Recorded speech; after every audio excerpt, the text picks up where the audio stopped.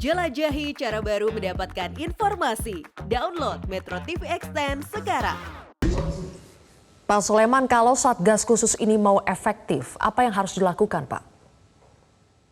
Saya kira sudah betul. Yang pertama, mereka harus mendata semua e-commerce yang memiliki izin untuk menjual senjata mainan itu tadi. Dan bukan hanya senjata mainan, kan ada juga importir-importir yang resmi membeli senjata untuk kepentingan dinas. Nah, semua ini harus didata dengan baik. Yang kedua, memang kerjasama intelijen dalam mengawasi peredaran senjata ini harus diperkuat lagi, harus diadakan lagi. Memang sepertinya kita memang agak tidur ya setelah beberapa tahun ini. Sehingga ya baguslah, selamat untuk Polda Metro yang masih terus melaksanakan pemantauan ini.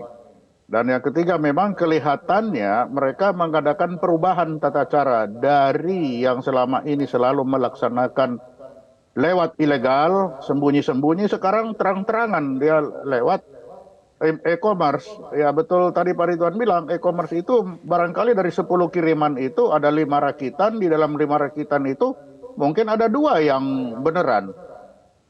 Karena saking banyaknya, sehingga inilah yang harus ditertibkan lagi. Yang para penjual-penjual senjata mainan ini harus ditertibkan kembali, didata dengan baik. Dan senjata yang masuk walaupun itu mainan harus diperiksa secara bersama-sama. Dibongkar, dibuka, dilihat. Satu persatu, tidak diberlakukan seperti kiriman lainnya. Ini harus lebih teliti. Itu. Oke. Pak Soleman, bagaimana dengan keterlibatan oknum anggota Polri dalam kasus DE yang kemudian pemasok, penjual senpinya juga ikut ditangkap ya? Kan ada keterlibatan oknum anggota Polri, ternyata yang beli senpi ilegal itu juga ada oknum anggota Polri. Kenapa sih ada oknum anggota Polri atau dalam kasus lain ada juga oknum anggota TNI yang lebih memilih membeli senpi ilegal? Atau bahkan menjadi pemasoknya, Pak? Kan senpi ilegal ini selain murah meriah bisa ada orang yang bisa dijual kembali kan. Kalau senjata dinas tidak mungkin dia bisa menjual kembali karena itu pasti ditanya. Tapi kalau senjata ilegal ini ada di situ motifnya untuk jual beli. Jadi hanya mencari uang seperti yang terjadi di Papua. Itu kan motifnya jual beli saja untuk mendapat penghasilan tambahan. Saya kira juga si anggota Polri juga ini hal yang sama. Ketika dia melihat ada peluang untuk mendapatkan penambahan hasil tambahan lewat jual beli senpi ilegal ini, itu dia laksanakan. Oke. Itu.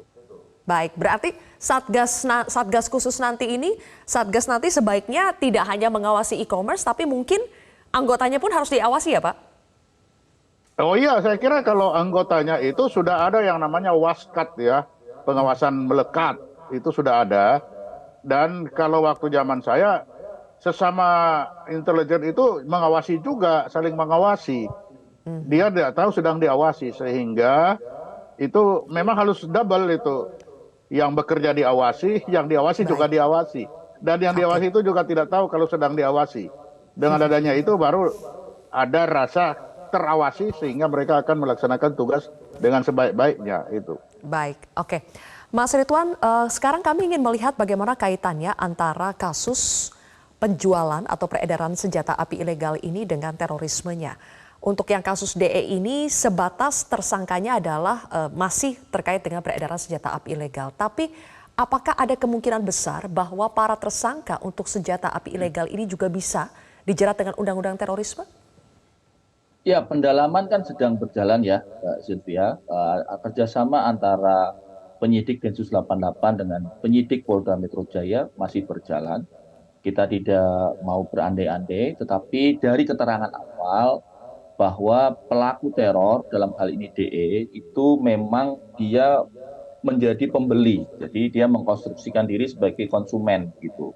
Nah, perlu dilacak lagi apakah dari pihak penjual dalam hal ini oknum anggota itu memahami nggak karakteristik pembelinya atau dia juga tertipu oleh DE. Nah, itu nanti yang akan sangat menentukan.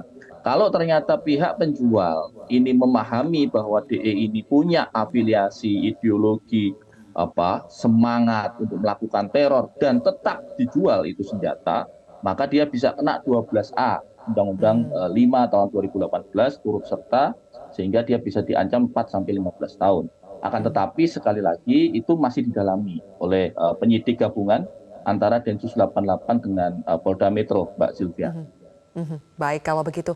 Terima kasih Mas Ridwan Habib atas analisa Anda dan juga Pak Soleman Ponto. Terima kasih sudah bergabung bersama kami di Prime Time News.